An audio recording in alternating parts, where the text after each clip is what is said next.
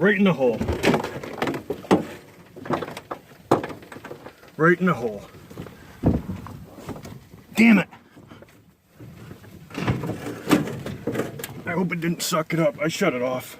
I killed it right when I fucking fell in there. Ain't getting out. Well, it was only a matter of time till it pulled me in. And it pulled me in. So, that's a deep hole. Let me see. I got a rock here. A rock. See that? It's a rock, people. It's gone. I actually got the tractor stuck out there, so let's open a ranch and see how good she is. It did sound like it did just before I killed it. Suck up slight amount of water. Oh yeah, she sucked up water. It kind of had a brrr, and I shut it right down. The thing seemed to do okay. I mean, you could tell just by the cam how it was like kind of skipping half throttle, because unless you're just to the floor, this thing don't like running. But that's more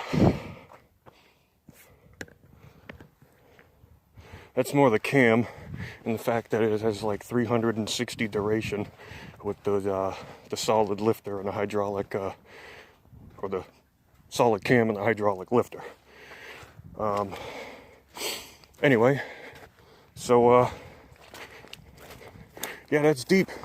And then you got to kind of do a little S around this. Whew, that's a little bit. I could tell you this, once this place is like big enough to really open it up and hold second gear, holy shit, that's going to be nice.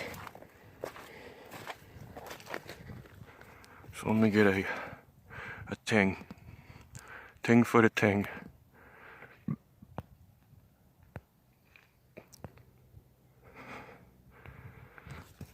Okay, all right, so yeah, we're gonna have to drag this bitch out. Hopefully my oil cooler is good, because it is down there somewhere, and it has been beat up before. So unfortunately, that might, it showed 60 pounds the whole way, so it shouldn't have dropped oil. But you can see this whole air filter is fucking soaked. I mean, it pushed everything right up into it. So hopefully it's good. I'll let it drain down a little bit, and then I'll try and crank her up. Unfortunately, there's no point in me firing this up to even help that Cummins that was out the other day, because two-wheel drive ain't going to get out of this. So yeah. I would have set you guys up somewhere out here, but it's very hard with no cameraman to get every single portion of it, and this doesn't have one of the wide angle lenses, so it is what it is. The temperature stayed right at 180. Right at 180. It crept up to like maybe 190, but that's it. That's it. This has just a stock radiator, engine fan, and a aluminum radiator and a fan shroud. That's it. No electric shit, no nothing here or there, just old school fan clutch. So not bad. It definitely screams when you just give it the fucking beans. It sounds like it's hitting a rev limiter, but this has a stock HEI, so there ain't no way that's doing that. So yeah.